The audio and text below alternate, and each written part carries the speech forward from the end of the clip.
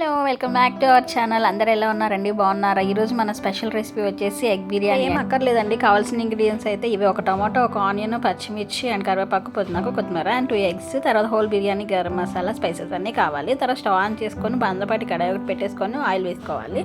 ఆయిల్లో కొంచెం పసుపు అండ్ సాల్ట్ కూడా వేసుకోవాలి. తర్వాత కొంచెం కారం కూడా వేసుకోవాలి. ఇదేంటి అంటే దీనిలో ఎగ్స్ ఫ్రై చేసుకోవడానికి అనమాట. ఇవి కొంచెం అట్లా ఫ్రై అయిన తర్వాత మనం బాయిల్ చేసి పెట్టుకున్న ఎగ్స్ ఉన్నాయి కదా, అవి వీటిలో వేసుకొని కొంచెం మంచిగా ఫ్రై చేసుకొని ఇలా కొంచెం కలర్ మారితే సరిపోతుంది. ఎందుకంటే ఉప్పు, కారం, పసుపు పడితే ఎగ్స్కి బాగుంటాయి. సో అలా ఫ్రై అయిపోయిన తర్వాత పక్కన పెట్టేసుకోవాలి. నెక్స్ట్ అదే ఆయిల్లోకి 1 స్పూన్ వరకు నెయ్యి వేసుకోవాలి. నెయ్యి ఇంకా వేసుకున్న తర్వాత మన హోల్ బిర్యానీ గరం మసాలా, స్పైసెస్ అన్నీ కూడా వేసేసుకోవాలి. అవి కూడా కొంచెం ఫ్రై అయిపోయిన తర్వాత ఆనియన్, పచ్చిమిర్చి వేసుకోవాలి. అవి మంచిగా గోల్డెన్ బ్రౌన్ కలర్లోకి రావాలి.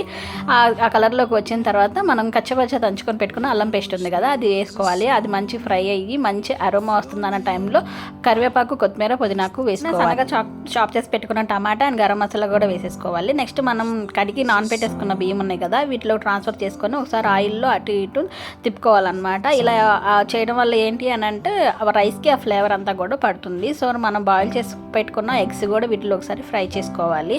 ఇదంతా కొంచెం ఫ్రై అయిన తర్వాత మనం ఒక గ్లాస్ బియ్యానికి గ్లాసున్నర వాటర్ అయితే కరెక్ట్గా సరిపోతాయి. ఆ కొలతతోటి మనం వాటర్ తీసుకోవటమే. ఇక్కడ 1 గ్లాస్ రైస్తోనే నేను వండుతున్నాను. సో 1.5 గ్లాస్ వరకు వాటర్ తీసేసుకొని ఇంకా మనం ఒక మూతతోటి దాన్ని కవర్ చేసుకొని ఒక హై ఫ్లేమ్ టు మీడియం ఫ్లేమ్లో పెట్టుకొని కుక్ చేసుకుంటే సరిపోతుంది. చూడండి, కొంచెం వరకు ఒక 10 to 15 minutes ఉడికిన తర్వాత ఇలా దగ్గర పడిన తర్వాత కొత్తిమీర, పుదీనాకు అండ్ కొంచెం గీ వేసేసి మళ్ళీ మూత క్లోజ్ చేసి పైన కొంచెం బరువు పెడితే దమ్ అవుతుంది అనమాట. చూడండి, రైస్ అయితే ఎంత పొడిగా వచ్చిందో, చూడటానికి ఎంత బాగుందో, తినడానికి కూడా అంతే బాగుంది. ఎప్పుడు చికెన్ బిర్యానీ, మటన్ బిర్యానీ కాకుండా ఎగ్ బిర్యానీ కూడా మీ ఇంట్లో ట్రై చేయండి, ఓకేనా? చాలా ఎమ్మీగా వచ్చింది. ఇంకా స్టవ్ ఆఫ్ చేసుకొని ఒక 10 to 15 minutes తాగిన తర్వాత సర్వ్ చేసుకున్నామంటే ఎమ్మీ ఎగ్ బిర్యానీ రెడీ అయిపోయింది. ఇవి లంచ్ బాక్స్కి బాగుంటుంది. బ్యాచిలర్స్ కూడా ఈ రెసిపీని ఈజీగా చేసుకోవచ్చు. Please share, subscribe and like.